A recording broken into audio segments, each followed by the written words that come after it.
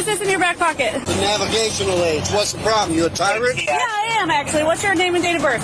I don't have to give that. Do you want me to put you in handcuffs right now? What is your suspicion? It looks like you're carrying a gun in your back pocket. I'm stopping to make sure you're carrying it properly. You don't Have you ensured that it's not a firearm? No, you keep turning so I can't see it. You don't have to be a to me.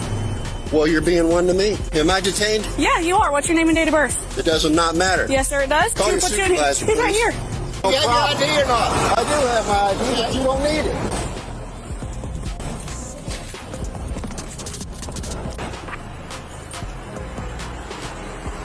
All right, Mr. Hodges. Was that hard? It's gonna be. I want your name and your badge number. I put him in jail for resisting.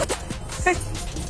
Oh my, this is one of the worst ones I've seen in a while. Here we got a veteran that clearly knows his rights and is being stopped because it's suspicious that he has a possible firearm in his back pocket. Now, according to the words of the female officer when she made contact, that this is her observation, this wasn't something that was called in. So that changes things significantly in the fact that once this man presents what is in his back pocket and she realizes it's not a firearm, she no longer has any reason to hold him. And again, even if this is a stop and ID state, you have to have RAS. You have to have that articulable suspicion that a crime is being committed. And when he showed what she thought was the firearm is not a firearm, it's actually his walking stick because he can't see the greatest, any suspicion is now gone. So you don't have a right to ID after the fact. And officers out there, we've educated you on this a lot, I'll keep doing it. Just because you make contact with somebody does not give you the right to ID them. You can ID them on a traffic stop and you can ID them after arrest, because that's where the crime comes in of failure to ID. Now, what's really disappointing in this one is you can see the culture of training is very poor here because it's the supervisor that moves in and goes and does the arrest because this guy won't ID.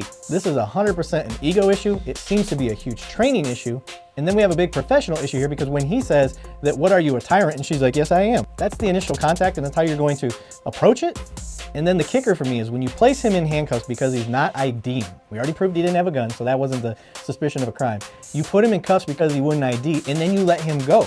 He was either under arrest for not IDing or he's not. I want to give kudos to this vet for knowing his rights, and to these officers, you failed this one miserably. You need to do better. You're watching DTV, The Donut.